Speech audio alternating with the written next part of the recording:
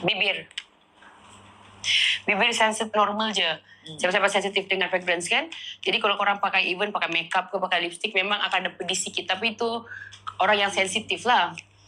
Tapi lepas 5 minit gitu dah okey dah. Tapi biasanya ini adalah orang cakap semua ingredients yang ada pun memang semua yang memang okey, dia melembabkan kulit, bagus untuk kulit. Korang thank you so much yang masih stay walaupun Kak Bella tak ada dalam live, walaupun Astagfirullahalazim, alhamdulillah. Okey, Kak Long duduk kat tengah. Okey. Tak tahu mana dia hilang kejap tadi. Faham lah korang. Itu pakai.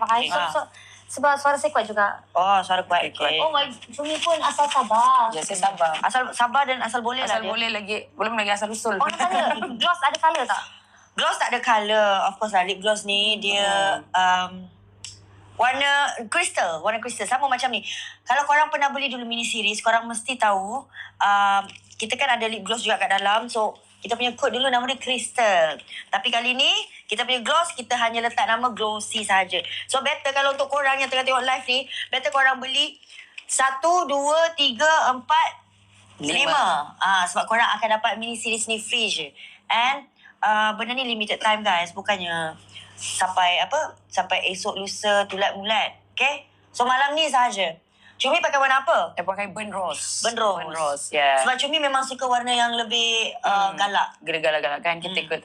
Lepas tu kalau kita orang nampak tadi si Jack dia pakai lip gloss tadi kan, sampai sekarang masih glowing lah bibir. Bibir dia masih glowing, masih terang daripada jauh. Betul. Jadi dia memang tahan lah. Kepada lelaki pun boleh je beli. Korang boleh beli lip gloss. Lip gloss dia pun boleh. Ataupun korang ambil je satu set bagi dengan orang tersayang, bagi dengan cousin-cousin. Ni bag ni pun ada juga jual dekat sini. Jadi siapa-siapa yang boleh beli, bagus korang beli semua. Jadi pakai coral please. Coral lah. Tadi saya pakai mocha. Okay, saya tunjuk kat korang pakai coral. Korang masih nampak kan warna dekat sini? Ada bag. Okay. Bag nanti kita akan bawa. Bag kita akan bawa ke Singapore ataupun ke Brunei. Dan nanti kita akan bawa ke Mitek juga. So, korang tunggu je. Okay, korang tunggu je. Kejap. Guys, sebab ini memang sangat limited edition. Betul. Eksklusif. Akan dijual kalau ada dekat booth tertentu saja. Jadi korang kena datang pergi booth tu.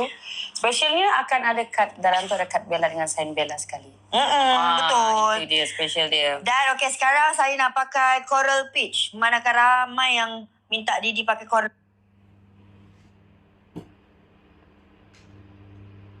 peach Okay.